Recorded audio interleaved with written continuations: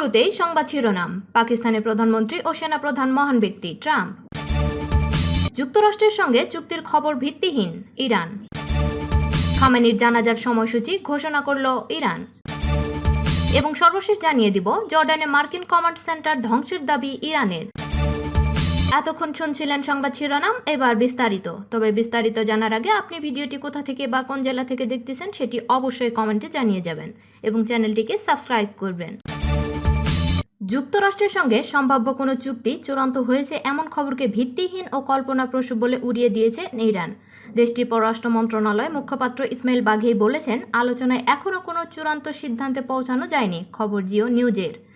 রাষ্ট্রীয় সংবাদ সংস্থা ইরানার খবরে বলা হয়, মুখপাত্রের মতে আলোচনা অগ্রগতি নিয়ে যে দাবি করা হচ্ছে তা সময়ের আগেই করা হচ্ছে এবং এখনও কোনো বিষয় চূড়ান্ত হয়নি। তবে তাসনিম নিউজ এজেন্সিকে দেওয়া বক্তব্যে বাঘেই জানান, আলোচনার খসড়ার বড় একটি অংশ সম্পন্ন হয়েছে। একই সঙ্গে তিনি অভিযোগ করেন, যুক্তরাষ্ট্র বারবার তাদের অবস্থান পরিবর্তন করছে। তিনি আরও বলেন, ইরান তার লাল রেখা বা মৌলিক অবস্থান থেকে কোনো ধরনের আপোস করবে না। এছাড়া কাতার ও পাকিস্তান এই আলোচনায় সক্রিয় মধ্যস্থতাকারীর ভূমিকা পালন করছে বলেও জানান তিনি। এদিকে ইরানের সঙ্গে চলমান সংঘাতের অবসান ঘটেছে বলে দাবি করেছেন মার্কিন প্রেসিডেন্ট ডোনাল্ড ট্রাম্প। সিনেট প্রার্থী ব্যারি মুরের সমর্থনে আয়োজিত এক র্যালিতে এসব দাবি করেন মার্কিন প্রেসিডেন্ট। ট্রাম্প বলেন, আপনারা হয়তো শুনেছেন, আমরা আজ ইরানের সঙ্গে যুদ্ধের সমাপ্তি ঘটিয়েছি।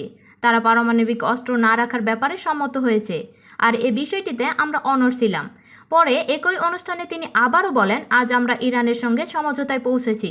পাকিস্তানের প্রধানমন্ত্রী শাহবাজ শরীফ এবং দেশটির সেনাপ্রধান ফিল্ড মার্শাল আসিম মনিরকে মহান ব্যক্তি বলে অভিহিত করেছেন মার্কিন প্রেসিডেন্ট ডোনাল্ড ট্রাম্প।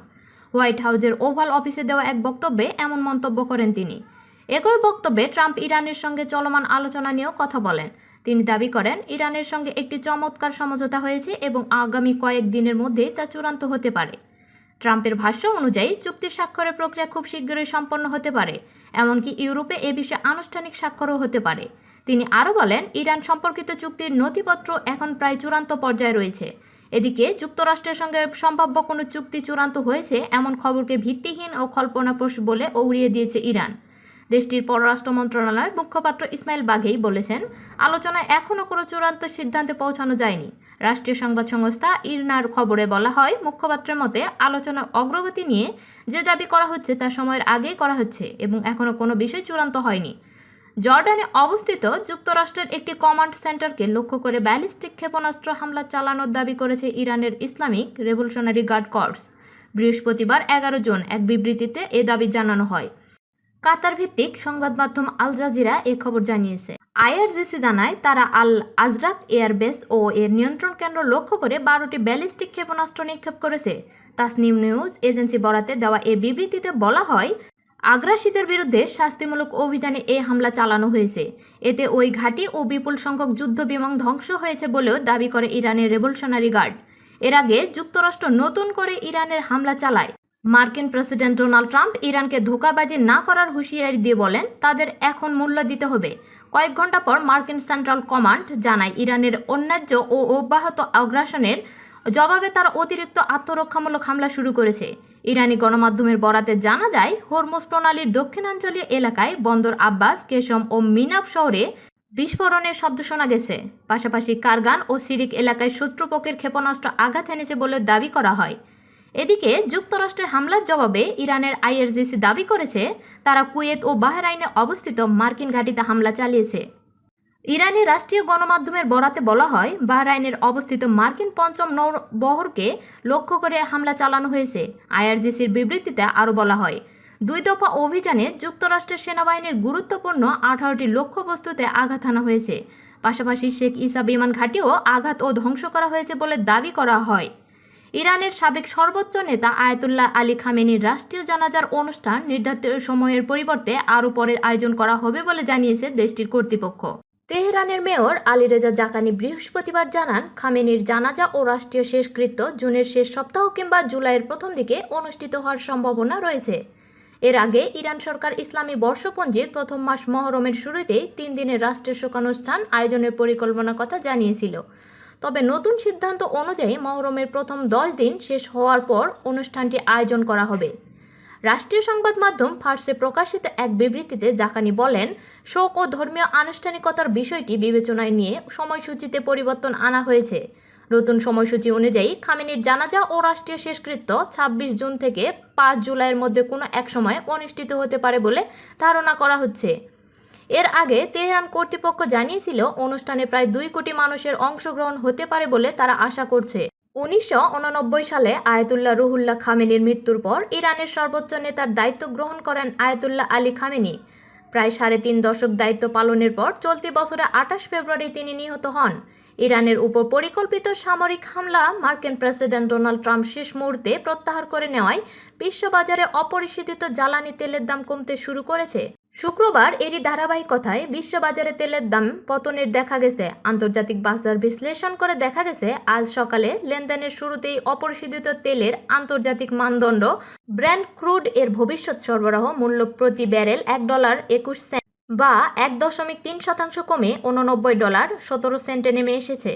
একই সময়ে আমেরিকার অভ্যন্তরীণ বাজারের জন্য নির্ধারিত ওয়েস্ট টেক্সাস ইন্টারমিডিয়েট বা WTI ক্রুডের মূল্য প্রতি ব্যারেলে $১.২৩ বা ১.৪% হ্রাস পেয়ে $৮৬.৪৮ বেচাকেনা হচ্ছে। হঠাৎ করে তেলের দাম এই বড় পতনের ফলে চলতি সপ্তাহে বিশ্ববাজারে তেলের প্রধান দুটি মানদণ্ডই বড় ধরনের সাপ্তাহিক লোকসানের মুখে পড়েছে। পুরো সপ্তাহের ব্যবধানে আন্তর্জাতিক বাজারে ব্রেন্ট ক্রুডের সামগ্রিক দাম কমেছে প্রায় ৪.২% এবং আমেরিকার WTI ক্রুডের দাম কমেছে ৪.৪%। বাজার বিশ্লেষকদের মতে ওমান উপকূল ও হরমুজ প্রণালী ঘিরে যে চরম সামরিক উত্তেজনা তৈরি হয়েছিল, ট্রাম্পের হামলা বাতিলের এই আংশিক ঘোষণা সেটিকে অনেকটাই শিথিল করেছে, যার সরাসরি ইতিবাচক প্রভাব পড়েছে পণ্য বাজারে। কৌশলগতভাবে গুরুত্বপূর্ণ হরমুজ প্রণালীর কাছাকাছি দক্ষিণ ইরানে মার্কিন বিমান বাহিনীর বোমাবর্ষণে একটি সুপেয় পানির শোধনাগার বা সরবরাহ কেন্দ্র পুরোপুরি ধ্বংস হয়ে গেছে। আন্তর্জাতিক গণমাধ্যম দ্য নিউ ইয়র্ক টাইমসে একটি বিশেষ কৃত্রিম উপগ্রহ বা স্যাটেলাইট চিত্র এবং ভিডিও ফুটেজ বিশ্লেষণ করে এই তথ্য সামনে আনা হয়েছে। বুধবারের এই বিধ্বংসী হামলায় স্থায়ী দুটি বিশাল পানির ট্যাঙ্কে ক্ষতিগ্রস্ত হওয়ায় এই অঞ্চলে প্রায় ২০,০০০-এর বেশি সাধারণ মানুষের সুপেয় পানির সংযোগ সম্পূর্ণ বিচ্ছিন্ন হয়ে পড়েছে। নিউ ইয়র্ক টাইমসে ভিজুয়াল ইনভেস্টিগেশন টিম দক্ষিণ ইরানের হরমুজগান প্রদেশের বেমানি গ্রামের ছোট দুটি পানি সংরক্ষণগারের অবস্থান ও সেখানে হওয়া ক্ষয়ক্ষতি নিখুঁতভাবে শনাক্ত করেছে। এর আগে ইরানের স্থানীয় গণমাধ্যমগুলো বেমানি জেলায় দুটি পানির ট্যাঙ্কে মার্কিন ক্ষেপণাস্ত্র আঘাত হানার খবর প্রচার করেছিল। ইরানি প্রশাসনের এক স্থায়ী কর্মকর্তা গণমাধ্যমকে জানিয়েছেন যে এই পানি শোধনাগারটি ধ্বংস হওয়ার পর থেকে ওই এলাকায় ২০ সহস্রাধিক বাসিন্দা তীব্র পানির সংকটে পড়েছে। ইরানের আধা সরকারি সংবাদ সংস্থা তাসনিম নিউজ এজেন্সি দুর্ঘটনাস্থল থেকে উদ্ধার হওয়া মার্কিন যুক্তরাষ্ট্রের যুদ্ধাস্ত্রের বিভিন্ন ধ্বংসাবশেষের ছবি ও প্রমাণ প্রকাশ করেছে।